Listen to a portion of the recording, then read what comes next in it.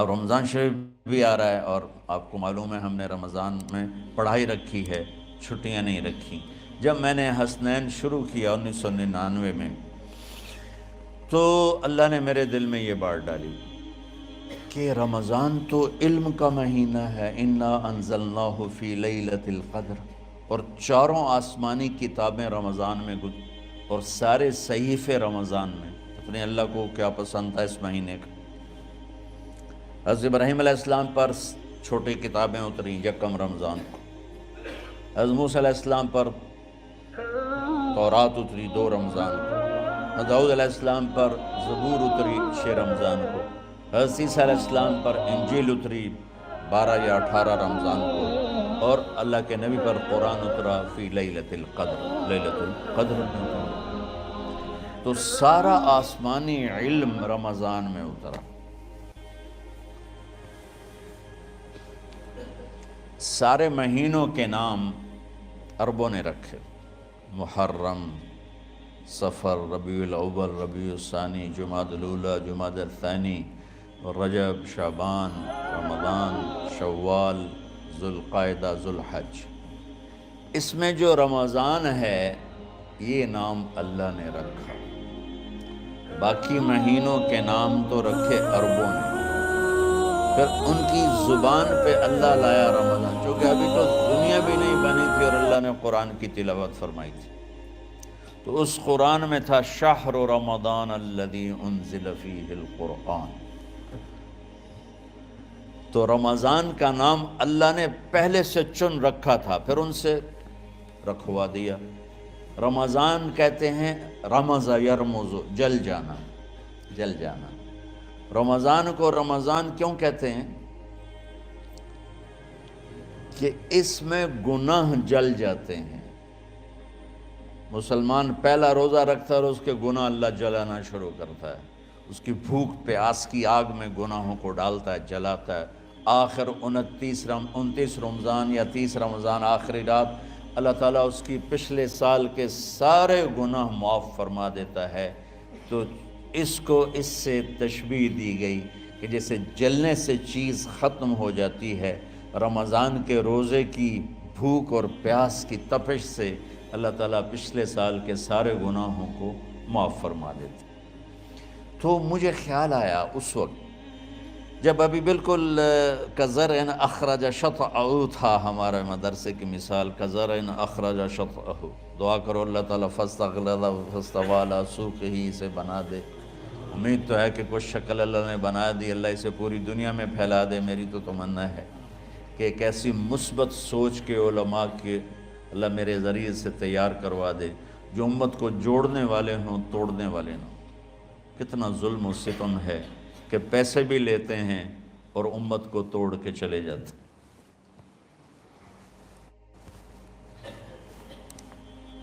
میں نے ایک خطیب سے کہا تم یہ منفی تقریریں کیوں کرتے ہو، تم مثبت کیوں نہیں کرتے؟ تھوڑی چیزیں ہیں بتانے کے لیے لوگوں کو جس پر سارے مسئلے، سچ بولو، کون سا مسئلہ کس کے خلاف کہے گا، محبت کرو، کس مسلک کے خلاف ہے یہ بات، ماں باپ کی خدمت کرو، رزق حلال کماؤ، شراب سے بچو، زنا سے بچو، جوئے سے بچو، سود سے بچو، رشوت سے بچو، جھوٹ سے بچو، ظلم سے بچو، ماں باپ کی نافرمانی سے بچو۔ یہ کتنی باتیں ہیں جو امت کو بتانے کی ضرورت۔ کہنے لگا یہ پھر پیسے نہیں لبدے، پیسے ہی اس گل دے لبدن کہ آج تسی فلانے آندہ توا لین بجامنا، اگر میں توا نہ لگاؤں تو میں تو نہ پیسے نہیں دے میں۔ تو یہ اس وقت سٹیٹس ہے، تو کیا پیغام جائے گا؟ تو اللہ تعالیٰ آپ کو مثبت بنائے۔ رمضان میں چونکہ سارا علم اترا تو مجھے خیال آیا کہ ہمیں رمضان میں چھٹی کرنا تو ایک ایسی عادت ہے، کوئی سنت تو ہے نہیں، تو مجھے رمضان میں پڑھائی کروانی چاہیے، چاہے تھوڑی ہوگی، روزے کی بھوک بھی ستائے گی اور رات کے جاگنے کی وجہ سے نیند بھی ستائے گی، لیکن اس میں ایک لفظ سینکڑوں لفظوں پہ بھاری ہوگا غیر رمضان۔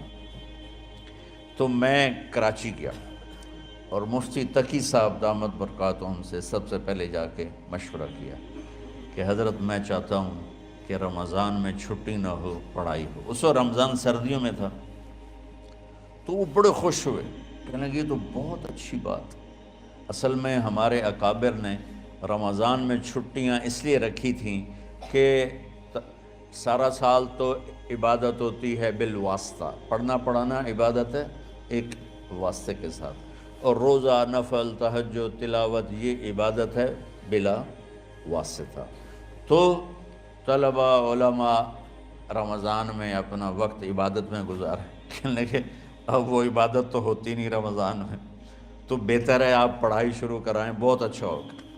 وہ تو اتنے بڑے ہاتھی کے پاؤں میں سب کا پاؤں، اتنی بڑی ہستی نے، وہ صرف پاکستان کا سرمایہ نہیں پوری امت کا سرمایہ ہے، تو ان کی اس بول نے نا مجھے ہمت دے دی۔ تو پھر میں نے یہاں آ کر اس وقت یہ پہلی جماعت مولوی عدنان صاحب کی اور مولوی مسعود صاحب اور کچھ انتقال کر گئے رحمۃ اللہ علیہ، یہ تھے، تو ہم نے رمضان میں سبق شروع، اس وقت ذرا میری ہمت تھی تو میں رات کو پڑھاتا بھی تھا، بیان بھی کرتا تھا، اب تو یہی میں اتنی مشکل سے بول رہا ہوں۔ تو ہم نے رمضان میں شروع کی کہ یہ رحمتوں کا مہینہ، ہر چیز کی برکت کا مہینہ، ہر شے کی اللہ کی طرف سے فراوانی اس میں ہے، علم کی بھی، ہدایت کی بھی، رزق کی بھی۔ غریب سے غریب آدمی بھی سموسے بنا کے بیٹھا ہوتا ہے، پکوڑے بنا کے بیٹھا ہوتا ہے، اور دسترخوان پہ ایک کی بجائے 3 چیزیں پڑی ہوتی ہیں، چاہے رمضان کے بعد سب کے پیٹ خراب ہوں، ایک واری تک کھانے دی تباہی پھیر دیں۔ روزے کا مقصد ہی فوت ہو جاتا ہے۔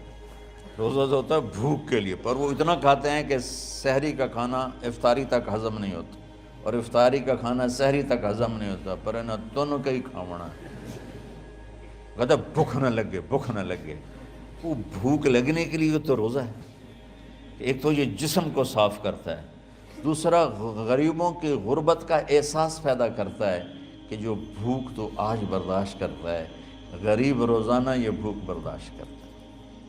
تو اللہ کے غریبوں کا، غریب بندوں کو کی خدمت کر، ان تک اپنے مال پہنچا، اپنا اللہ نے دیا ہے تو ان کو بھی اس میں شریک کر، قبر میں لے جائے گا۔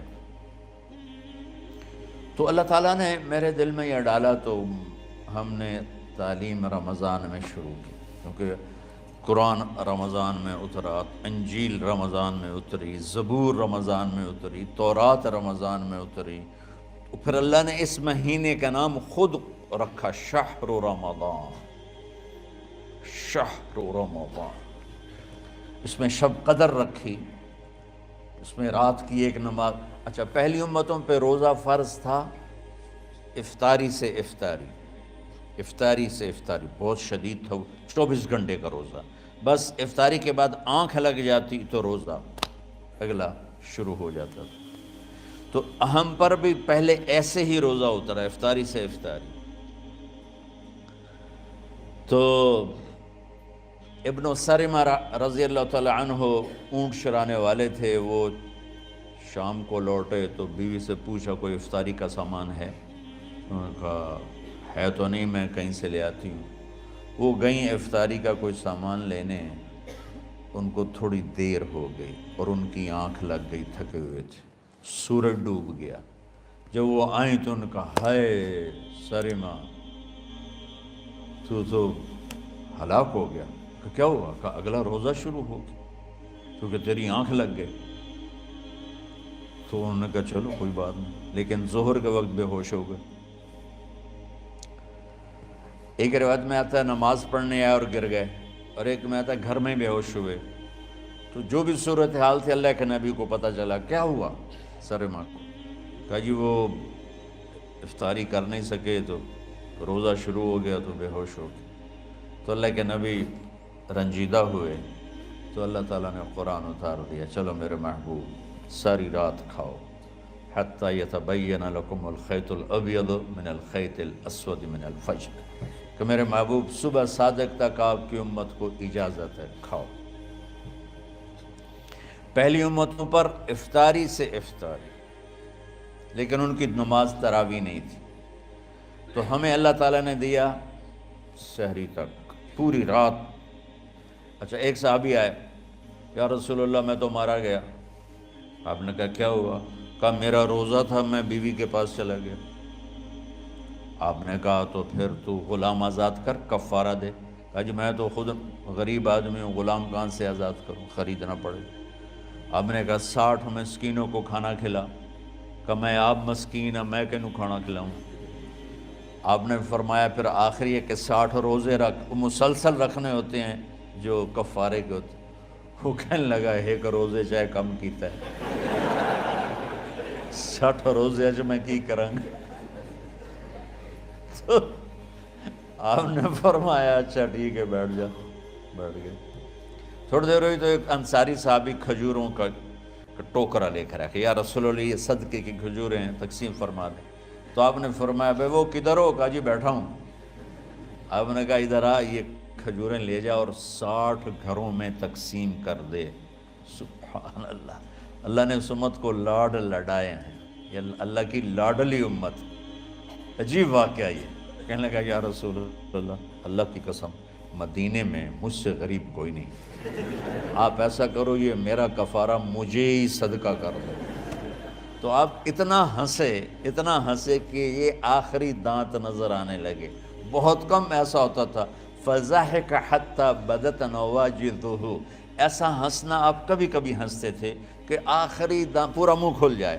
تو آپ اتنا ہنسے کہ آخری دانت تک نظر آنے لگے۔ تو آپ نے کہا اچھا جا لے جا تیرے واسطے، لیکن یہ صرف تیرے لیے اور کسی کے لیے نہیں ہے۔ تو جب ایسی خیانت ہوئی تو اللہ تعالیٰ نے دوسرا حکم بھی اتار دیا، باشروہن، کہ تمہارے لیے بیوی بھی حلال ہے، کھانا بھی حلال ہے جب تک صبح صادق نہیں ہو جاتی۔ لیکن اللہ نے ہمیں ایک نماز عطا فرما دی جس کو ہم آج صلاۃ التراویح کہتے ہیں۔ میرے نبی کے زمانے میں اسے قیام اللیل کہا جاتا تھا۔ تراویح کا نام کب پڑا اس کا تو مجھے پتہ نہیں، کہیں نہ کہیں لکھا ہوگا، لیکن صحابہ کے دور میں اس نماز کا نام تھا قیام اللیل۔ اس لیے حضرت عائشہ رضی اللہ تعالیٰ عنہ کی روایت ہے جس سے 8 رکعت والے حضرات استدلال کرتے ہیں کہ رمضان اور غیر رمضان میں، اس کو امام بخاری نے قیام اللیل کا ہی عنوان دیا ہے، آپ نے 11 رکعت سے زیادہ نماز نہیں پڑھی۔ ایک ضعیف روایت میں ہے کہ آپ نے 3 دن پڑھائی نماز، یہ تو صحیح روایت ہے۔ کتنی رکعت پڑھائی؟ تو ایک ضعیف روایت میں ہے کہ 20 رکعت پڑھائی۔